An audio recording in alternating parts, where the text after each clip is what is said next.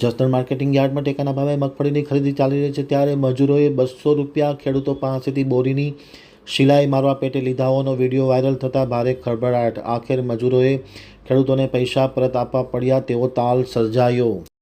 Jasdan આમતક news બ્યુરોમાંથી રસિક વિસવાડીનો એક વિસ્તૃત અહેવાલ। જસદણમાં ટેકાના ભાવે મગફળીની ખરીદી ચાલી રહી છે ત્યારે ખેડૂતો પાસેથી કેટલાક લોકોએ 200 રૂપિયા સિલાઈ મારવાના લીધા હોવાનો આક્ષેપ થતાં અને આ અંગેનો વિડીયો વાયરલ થતાં ભારે ખળભળાટ મચી જવા પામ્યો છે। ખાસ કરીને ખેડૂતો પાસેથી મજૂરોએ 200 રૂપિયા લીધા હોવાનો આક્ષેપ કરવામાં આવ્યો છે। મગફળીની ખરીદી બાદ મગફળીની બોરીમાં સિલાઈ મારવાના 200 રૂપિયા લીધા હોવાનો આક્ષેપ કરવામાં આવ્યો છે। જાગૃત નાગરિકે વિડીયો બનાવી મજૂરે 200 રૂપિયા લીધા હતા બાદમાં પરત આપ્યા છે તે પ્રકારનો વિડીયો વાયરલ થયો છે। મગફળીની ખરીદી બાદ સિલાઈના પૈસા ખેડૂતોએ પાસેથી લેવાના હોતા નથી પરંતુ મજૂરો દ્વારા લેવામાં આવ્યા હોવાનો વિડીયો વાયરલ થયો છે। મગફળીની બોરીની સિલાઈ કરતા મજૂરે આ પૈસા લીધા બાદ વિડીયો વાયરલ થયો હતો અને છેવટે પરત આપવા પડ્યા તેવી પરિસ્થિતિ સર્જાઈ હતી। જોકે કચ્છ આમતક ટીવી ન્યૂઝ ચેનલ આ વિડીયાને પુષ્ટિ કરતું નથી।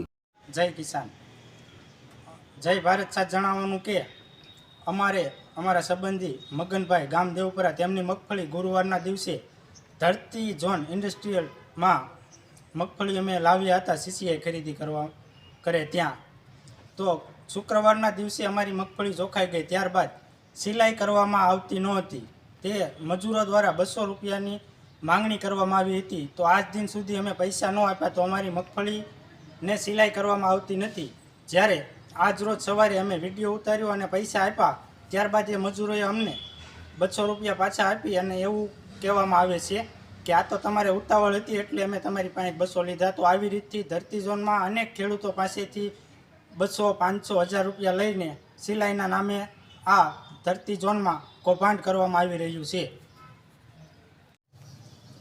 હું અને મગનભાઈ તેમની મગફળી લઈને સાથે સીસીઆઈમાં ગયા હતા। ત્યાં અમારી મગફળી જોખાઈ ગઈ હતી પણ આજ દિન લગી સિલાઈ મારવામાં આવી નથી।